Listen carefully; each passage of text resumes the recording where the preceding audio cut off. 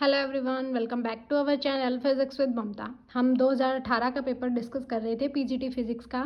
आज का हमारा जो क्वेश्चन रहेगा वो क्वेश्चन नंबर 26, जो क्या कहता है कि मीन फ्री पाथ पे है। और जनरली मीन फ्री पाथ इनका बहुत हॉट टॉपिक बना हुआ है, चाहे पीजीटी स्क्रीनिंग हो चाहे एस्टेट हो, हर बार क्वेश्चन पूछा जा रहा है। और मैंने मीन फ्री पाथ एक अलग से भी एक वीडियो डाली हुई है 14 मिनट के आसपास, आप उस वीडियो को भी देख सकते हैं। उसमें मीन फ्री पाथ के फॉर्मूले के बारे में डिस्कशन है और उससे बेस्ट क्वेश्चन पे है। ये क्वेश्चन मैंने वहाँ भी करवाया, लेकिन दोबारा थोड़ा सा कंसेप्ट बता देती हूँ। दो बॉक्सेस है ए और बी, दोनों में क्या है, इक्वल नंबर ऑफ मोलिक्यूल है गैस के। तो इफ़ अगर फर्स्ट जो आपका बॉक्स है उसका वॉल्यूम वी ए और सेकेंड का वी बी है और मीन फ्री पाथ लैम्डा ए और लैम्डा बी है, तो क्या रिलेशन होगा इन दोनों के बीच में? क्या दोनों का मीन फ्री पाथ सेम होगा, या mean free path ratio of mean free path और volume is equal to the mean free path of ratio of volume box B, या रूट पे डिपेंड करेगा, या दोनों का इक्वल होगा?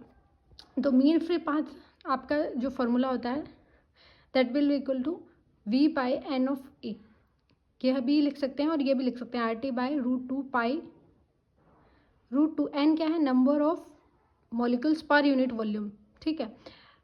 डी क्या है, कैपिटल एन भी लिख सकते हैं आप इसको, N is Avogadro number. D square यहाँ पे क्या है, जो डायमीटर है उसका square, P is the pressure. तो आपके पास जो मीन फ्री पाथ है वो डायरेक्टली प्रोपोर्शनल होता है, क्योंकि ये इन्वर्सली प्रोपोर्शनल होता है एन पे, जो क्या होता है number of molecules per unit volume. तो डायरेक्टली प्रोपोर्शनल होगा वॉल्यूम के, इसका मतलब lambda V is equal to constant. तो फर्स्ट के लिए आपके पास, फर्स्ट बॉक्स ए के लिए ये क्या होगा, lambda A by V A, और सेकेंड के लिए आपके पास क्या होगा, lambda B by V B. तो अगर कांस्टेंट दोनों का सेम है तो आपके पास ये रिलेशन बन जाएगा दोनों बीच। ऑप्शन आपका क्या होगा, सेकंड करेक्ट होगा। नेक्स्ट अगर मैं बात करूं, question number 27, water is an streamline flow. Streamline flow का मतलब क्या होता है, जिसमें एवरी पार्टिकल जो सक्सेडिंग पार्टिकल है उसका पाथ फॉलो करे, मतलब एक बिल्कुल इस तरह का मोशन हम कह सकते हैं। और स्ट्रीमलाइन फ्लो कब होता है, जब आपके जो क्रिटिकल वेलोसिटी की वैल्यू है वो आपके पास क्या हो, एक रेनॉल्ड नंबर होता है 3000 के आसपास हो, तब होता है, ठीक है। हॉरिजेंटल पाइप में से ये कह रहा है कि एक at one place in the pipe where the area of cross section क्या है 10 centimetre square, then the flow velocity is 1 metre per second and the pressure is 2000 pascal. At what place in the pipe where area of cross section तो 5 centimetre है और pressure of the water क्या होगा? तो जब भी हम streamline flow की बात करते हैं, ऐसे में हम बर्नौली थ्योरम का यूज़ करते हैं। बर्नौली थ्योरम हमारे पास क्या होती है, law of conservation of energy पे डिपेंड करती है ना। और हमें गिवन क्या है, फर्स्ट एक मतलब इस तरह की पाइप गिवन है, एक का जो एरिया ऑफ क्रॉस सेक्शन कुछ इस तरह से है और सेकंड का एरिया ऑफ क्रॉस सेक्शन कुछ इस तरह से। यहाँ पे प्रेशर कुछ और है, यहाँ पे प्रेशर कुछ और है, ठीक है। तो आपको क्या निकालना है, दोनों जो फाइनल प्रेशर है वो आपको फाइंड आउट करना है, ठीक है। तो इस फर्स्ट एंड का आपको पास एरिया गिवन है 10 सेंटीमीटर स्क्वायर, मीटर में करेंगे तो 10⁻³ metre square, velocity 1 metre per second और प्रेशर क्या है 2000 पास्कल। सेकेंड का एरिया आपको गिवन है 5 सेंटीमीटर स्क्वायर। हमें पता है इक्वेशन ऑफ कंटिन्यूटी क्या होती है, area into velocity is equal to area into V2। और अगर आपका हम क्या कर सकते हैं, वैसे हम हाँ, area into AV1 is equal to A2V2। तो यहाँ पे हम V2 की वैल्यू निकाल लेंगे, तो V2 की वैल्यू क्या आ जाएगी 2 मीटर पर सेकेंड। और बर्नौली थ्योरम का जब यूज़ करेंगे तो वो किसके इक्वल होगी, P1 minus P2 is equal to 1/2। ये रो क्या है,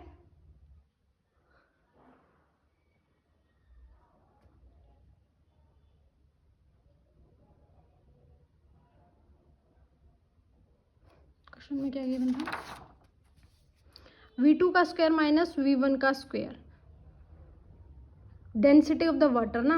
हम क्योंकि इसने क्या किया है, वाटर की बात की है, water is in streamline flow, तो ये रो क्या है, density of the water, that will B, ये हमें पता होती है 1000 किलोग्राम पर मीटर क्यूब होगी।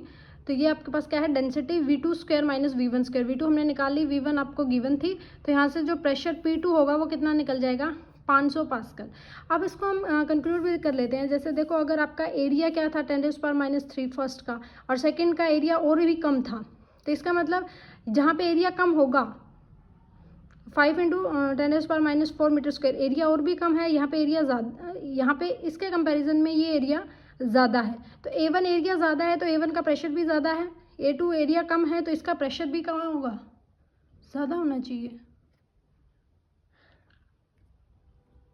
है ना, यही तो होता है, जितना कम एरिया उतना ज़्यादा प्रेशर, और जितना ज़्यादा एरिया उतना कम प्रेशर। स्पीड पे डिपेंड करेगा, इसकी जो स्पीड है सेकंड पे कितनी है 2 मीटर पर सेकंड, जबकि इसकी क्या है 1। ठीक है, नेक्स्ट है क्वेश्चन नंबर 28 जो क्या कहता है, एक चार्ज पार्टिकल को मैंने रिलीज किया है from the rest in a region where there is a constant magnetic field and a constant electric field. एक चार्ज पार्टिकल को रेस्ट से रिलीज किया है जहाँ पे कांस्टेंट मैग्नेटिक फील्ड और कांस्टेंट इलेक्ट्रिक फील्ड है, तो दोनों फील्ड एक दूसरे के पैरेलल है, तो पाथ कैसा होगा, तो पाथ होगा स्ट्रेट लाइन। ऑब्वियस सी बात है, हमें पता है जब भी कोई फोर्स दोनों के चार्ज पार्टिकल में होता है तो जो लॉरेंज फोर्स लगता है वो क्या होता है QE plus V cross B। अगर दोनों एक दूसरे के साथ पैरेलल में है तो आपके पास जो इक्वेशन ऑफ स्ट्रेट लाइन होगी वो क्या होगी, जो इक्वेशन होगी पाथ होगा जो पार्टिकल का वो क्या होगा, स्ट्रेट लाइन होगा। ठीक है, तो E और B के बीच में आपका जो पाथ डिफरेंस है वो क्या है 0, इसलिए जो पाथ होगा वो क्या होगा, स्ट्रेट लाइन होगा। नेक्स्ट है क्वेश्चन नंबर 28 जो क्या कह रहा है कि एक प्लास्टिक बॉक्स है जिसका मास है m और जिसको एक्सीलरेट किया है up the rate of g/6। ऊपर की डायरेक्शन में एक एक्सीलरेशन से एक्सीलरेट किया और जो एक्सीलरेशन आपके पास क्या है g/6। जब मैंने इस वाटर को डीप इनसाइड किया वाटर में, ठीक है, how much mass of the sand should be put inside the box so that it may be accelerate down at the rate of g/6। तो देखो आप इसका इमेजिनेशन करो कि पहले हमने क्या किया कि वाटर में उसको रखा और उसको एक्सीलरेट किया g/6 फोर्स के साथ। तो जब हमने वाटर पे रखा तो वाटर में रखने पे बॉक्स पे एक तो डाउनवर्ड वेट लगेगा और एक उसको कंक्लूड करने के लिए आपके पास अपवर्ड बायंसी फोर्स लगेगा। ठीक है, और वो बायंसी फोर्स किसके इक्वल होगा, इसको मैं क्या बोल सकती हूँ, जो बायंसी फोर्स है इसको F मैं बोल सकती हूँ, और नेट फोर्स जो हमारे पास लग रहा है g/6 एक्सेलेरेशन से, तो ये कितना फोर्स होगा mg/6। तो अपवर्ड डायरेक्शन में बन रहा है तो इक्वेशन क्या बनेगी, ये जो buoyancy force minus weight is equal to net जो फोर्स उसको अपवर्ड मूव कर रहा है mg/6। तो यहाँ पे जो बायंसी फोर्स होगा या फोर्स होगा, अपेरेंट फोर्स भी बोल सकते हैं इसको, जो किसके इक्वल होगा 7 mg/6। अब मैंने क्या किया, इस प्लास्टिक बॉक्स में सैंड भर दी और फिर इसको पुट इनसाइड द बॉक्स। ठीक है, तो ये इसको मैं अब डाउनवर्ड एक्सीलरेट करवाना चाह रही हूँ, कितने फोर्स से, कितने रेट ऑफ एक्सीलरेशन से g/6। तो डाउनवर्ड में कितना वेट लगेगा, अब नया फोर्स लगेगा और अब मास चेंज हो गया क्योंकि m1 मास तो क्या है आपके पास, जो सैंड हमने डाली है उसका, और ये बॉक्स का है, तो नेट मास क्या होगा m1 प्लस m, और कितने एक्सीलरेशन से हम एक्सीलरेट कर रहे हैं g/6। सिमिलरली इसी तरीके से हमारे पास एक बायंसी फोर्स लगेगा और एक हमारे पास क्या लगेगा, डाउनवर्ड वेट लगेगा, है ना। और ये वेट जो फोर्स लग रहा है डाउनवर्ड वो हमने पिछली कंडीशन में देखा था, वो फोर्स लगेगा। तो ये आपके जब आप इसको सॉल्व करोगे तो मास ऑफ द सैंड किसके इक्वल आ जाएगा 2/5 ऑफ m। ठीक है, तो ये आपके पास ऑप्शन फर्स्ट क्या होगा, करेक्ट होगा। इस तरह के एक दो क्वेश्चन और भी इसी पेपर में पूछे गए हैं वेट पे डिपेंडेंस, तो आप ऐसे क्वेश्चंस को थोड़ा सा ज़्यादा एक्सप्लोर करने की कोशिश कीजिए। नेक्स्ट है क्वेश्चन नंबर 30, एक प्रोजेक्टाइल मोशन के बारे में बात करा है, thrown at some angle with a horizontal range r and maximum height h। तो एक्सप्रेशन फॉर इनिशियल स्पीड क्या होगी, और नेग्लेक्ट करना है एयर फ्रिक्शन को। तो जस्ट ये रीअरेंजमेंट का एक क्वेश्चन मान सकते हैं हम, अगर आपको फॉर्मूला पता है तो आप रीअरेंज करके इनिशियल वेलोसिटी की वैल्यू फाइंड आउट कर सकते हैं। जैसे हमें पता है मैक्सिमम हाइट जो अटेन होती है, कोई भी प्रोजेक्टाइल मोशन करते हैं किसी इनिशियल वेलोसिटी के साथ थीटा एंगल से, मैं क्या कर रही हूँ, किसी पार्टिकल या स्टोन को थ्रो कर रही हूँ, तो वो जितने डिस्टेंस मैक्सिमम कवर करेगा that will B it's horizontal range, और जितनी वो मैक्सिमम हाइट तक जाएगा वो उसकी क्या होगी, मैक्सिमम हाइट। वो इनिशियल स्पीड जो हम u ले रहे हैं उस पर क्या है, ये डिपेंड करता है। तो मैक्सिमम हाइट किसके इक्वल होगा, u² sin² θ/2g, और रेंज किसके इक्वल होगी, u² sin 2θ/g। ठीक है, और जस्ट अभी हमें क्या करना है, इनको रीअरेंज करना है। तो r को इस तरह से लिख सकती हूँ sin 2θ की 2 sin θ cos θ, और यहाँ से हमारे पास वैल्यू आ जाएगी r²। अब मैंने क्या किया, sin² θ इसको लिख दिया u² sin² θ u² cos² θ into 4 into 2g of g। ऐसा क्यों किया, क्योंकि ये जो फॉर्मूला बनेगा ये किसका फॉर्मूला बन जाएगा, मैक्सिमम हाइट का। तो h पुट कर देंगे तो u cos² θ की वैल्यू किसके इक्वल आ गई, r² g 8/h, और यहाँ पे क्या था 2hg u sin² θ। तो अगर मैं इक्वेशन 1 और 2 को ऐड करूँगी तो ये क्या बनेगा, u² is equal to 2hg plus r² g/8h, और अगर u की वैल्यू निकालें तो अंडर रूट कर लेंगे तो ऑप्शन थर्ड क्या आएगा, राइट आंसर आ जाएगा। जस्ट रीअरेंजमेंट का क्वेश्चन था, अगर आपको फॉर्मूला पता है तो। नेक्स्ट है हमारे पास क्वेश्चन नंबर 31। ये क्या कहता है, ये एमएससी लेवल का क्वेश्चन हम मान सकते हैं, आजकल पूछा जाने लगा है। ये दूसरा से तीसरा ऐसा पेपर है जिसमें ये पीएन जंक्शन डायोड से क्वेश्चन इसी फॉर्मेट में पूछा गया है। रिवर्स पीएन जंक्शन करंट आपको गिवन है, टेम्परेचर 300 केल्विन, 5 माइक्रो एम्पियर। तो voltage to be applied across the diode to obtain a forward current of 50 milli ampere is, क्या होगा, कितनी वोल्टेज रिक्वायर्ड होगी। तो हमें पता होना चाहिए डायोड इक्वेशन क्या होती है। Diode equation should be equal to I is equal to IS। IS should refers to saturation current, E power EV, नीटा KT होता है, नीटा मटेरियल कांस्टेंट होता है जो 1 ले सकते हैं हम, EV by KT minus 1, K Boltzmann constant, T temperature, V voltage जो अप्लाई की है, A इलेक्ट्रॉनिक चार्ज -1। जब हम बात करते हैं रिवर्स सेचुरेशन करंट की तो हम इस -1 को नेग्लेक्ट कर सकते हैं। क्योंकि हमारे पास क्या होता है कि करंट बहुत कम होता है, ठीक है। अगर वो कर रहे हो तो भी कोई ठीक है, अगर नहीं भी कर रहे हो तो आप इस पूरे को सॉल्व कर लीजिए। आपको गिवन है क्वांटिटीज़, ये रिवर्स पीएन सेचुरेशन करंट आपको गिवन है 5 माइक्रो एम्पियर, 5 × 10⁻⁻⁶। फॉरवर्ड करंट भी आपको गिवन है 5 मिली एम्पियर, E की power minus of electronic charge, V आपको फाइंड आउट करना है, K कांस्टेंट होता है, टेम्परेचर आपको गिवन -1। जब आप इसको सोल्व करोगे तो 0.238 वोल्ट अप्रोक्सीमेट आंसर आ जाएगा। ऐसे क्वेश्चन पेपर में सोल्व नहीं हो पाते क्योंकि हमारे पास कैलकुलेटर तो होता नहीं है, पावर्स को सोल्व करना थोड़ा सा मुश्किल हो जाता है। नेक्स्ट है question number 32। In a common base transistor amplifier the phase difference between the output voltage and input voltage क्या होगा। कॉमन बेस में तो 0 होता है, जबकि अगर मैं कॉमन एमिटर की बात करूँ तो उसमें कितना फेज डिफरेंस होता है 180। तो ये की पॉइंट्स है, बेसिक क्वेश्चन है, आप कर सकते हैं। नेक्स्ट अगर मैं बात करूँ क्वेश्चन नंबर 33, जो क्या कहता है कि wavelength associated with an electron having an energy equal to the Fermi energy is given by, किससे गिवन करेंगे। ये इंपॉर्टेंट क्वेश्चन में मार्क कर लेना आप। आजकल इस क्वेश्चन का ट्रेंड बना हुआ है, फर्मी एनर्जी ऑफ इलेक्ट्रॉन का फॉर्मूला आपको पता होना चाहिए। वैसे तो हम एमएससी में आपने डेंसिटी ऑफ स्टेट्स को निकाला होगा। डेंसिटी ऑफ स्टेट्स जब आप निकालते हैं तो वहाँ पे फर्मी एनर्जी की बात करते हैं, सॉलिड स्टेट में हम डिस्कस करते हैं, या फिर आप डायरेक्टली इसका फॉर्मूला याद कर सकते हैं, और अगर आप डेरिवेशन के थ्रू याद करना चाहते हैं तो डेरिवेशन आप गो थ्रू कर सकते हैं। फर्मी एनर्जी ऑफ इलेक्ट्रॉन, ये 2023 में भी ऐसा क्वेश्चन, 2023 है 21 है पता नहीं, इसमें क्वेश्चन पूछा हुआ है, ठीक है। फर्मी एनर्जी किस पे डिपेंडेंस करती है, n पावर 2/3 के। ये 2 बार मैंने स्क्रीनिंग दिया, PGT polytechnic lecturer, PGT screening HPSC polytechnic lecture screening में भी ये क्वेश्चन आया था कि फर्मी एनर्जी का नंबर ऑफ पार्टिकल पे कैसे डिपेंडेंस है, n पावर 2/3 पे डिपेंडेंस था, ठीक है। तो आपके पास ये क्वेश्चन इंपॉर्टेंट है। तो अगर आपको फर्मी एनर्जी का पता है ना, तभी आप क्या निकाल पाओगे, D Broglie wavelength. D Broglie wavelength हमें पता है किसके इक्वल होता है, h बाय मोमेंटम, और मोमेंटम को हम एनर्जी की फॉर्म में क्या लिख सकते हैं, √2m E, और ये हमारे पास क्या है, Fermi energy of the electron. यहाँ पे पुट कर देंगे, जब आप इसको सॉल्व करोगे तो जो आपके पास डी ब्रोगली वेवलेंथ होगी वो क्या होगी, 8π3n पावर 1/3। नेक्स्ट बात करते हैं क्वेश्चन नंबर 34।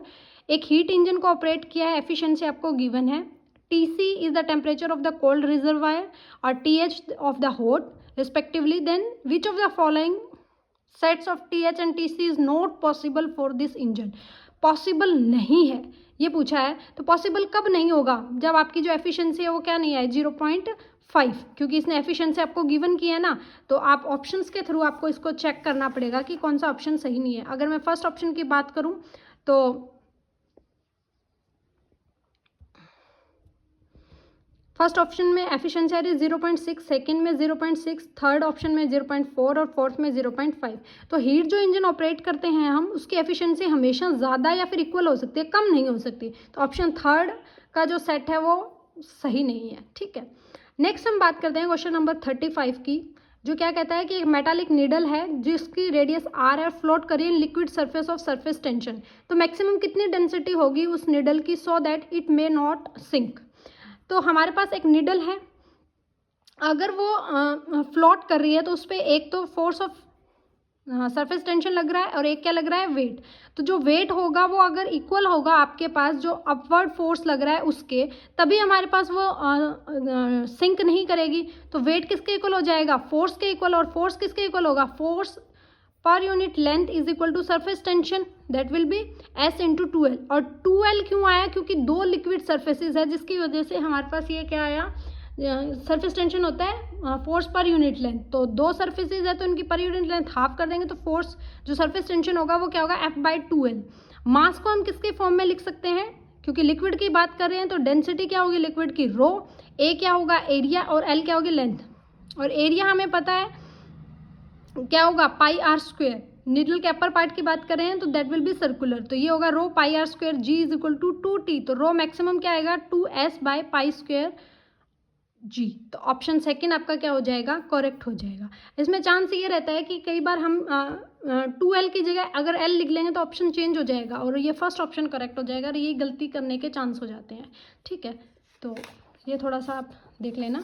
नेक्स्ट है क्वेश्चन नंबर 36, जो क्या कहता है कि एक लाइट है जिसकी इंटेंसिटी है 1 किलोवाट पर मीटर स्क्वायर, फॉल्स करते हैं normally on a surface with the area of 1 centimetre square is completely absorbed, then force of the radiation on the surface will be.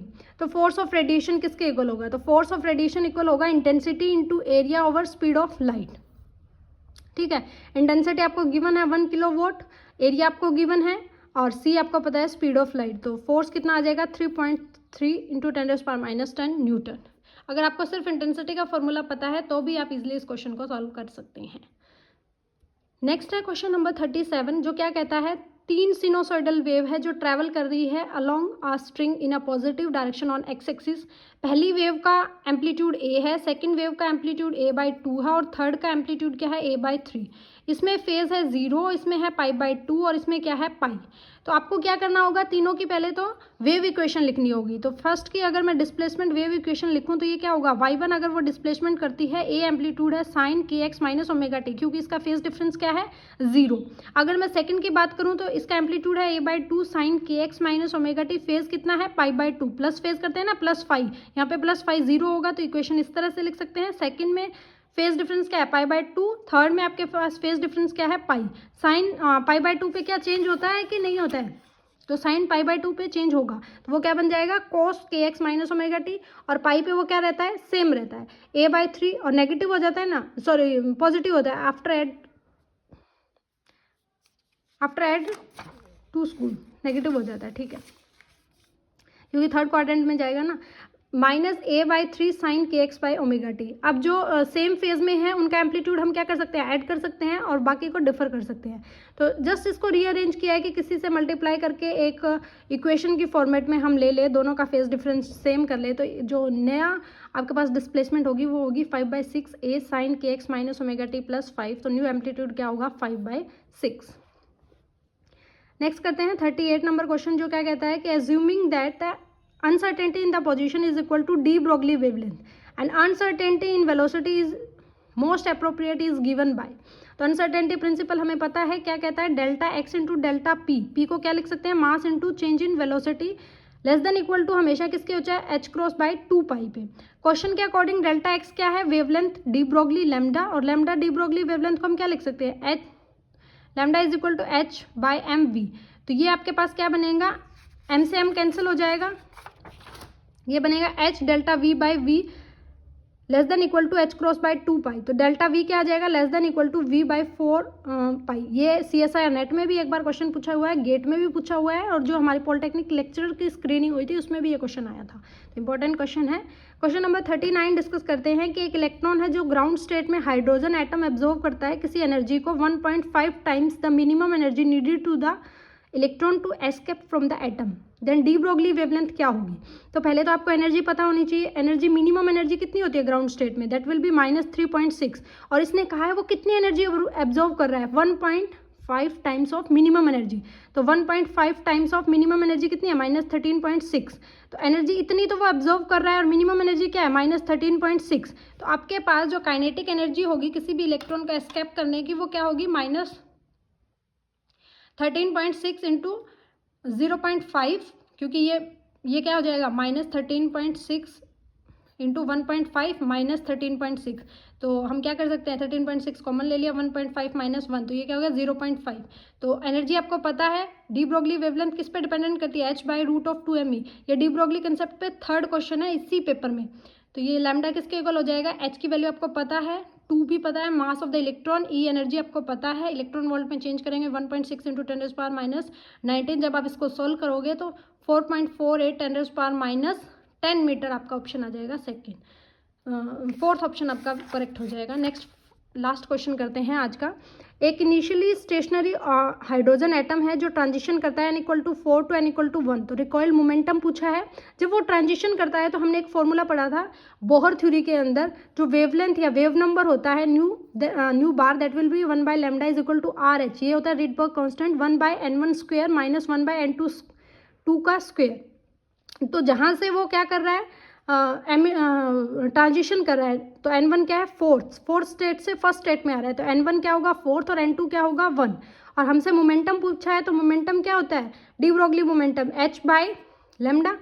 तो क्योंकि डी ब्रोगली वेवलेंथ होती है h/p, तो p क्या हो जाएगा h/λ, और 1/λ की वैल्यू आपको पता है और h आपको पता है, तो आप इजीली इस क्वेश्चन को सॉल्व कर सकते हो। ऑप्शन जो सेकंड है वो क्या हो जाएगा, करेक्ट हो जाएगा। 12.75 इलेक्ट्रॉन वोल्ट पर सी। इसने ये यूनिट भी पूछा है, यूनिट का खास ध्यान रखना है, ये गलती होती है, मेरे साथ बहुत बार हुआ है ऐसे क्वेश्चंस, इजी क्वेश्चंस मैंने लास्ट में गलत कर दिए, यूनिट पे थोड़ा सा फोकस कम करके, तो ये वाला पॉइंट आप ज़रूर से नोट कर लेना। नेक्स्ट क्वेश्चन फर्दर वीडियोज़ में करेंगे, ठीक है। Thank you so much, stay tuned with us.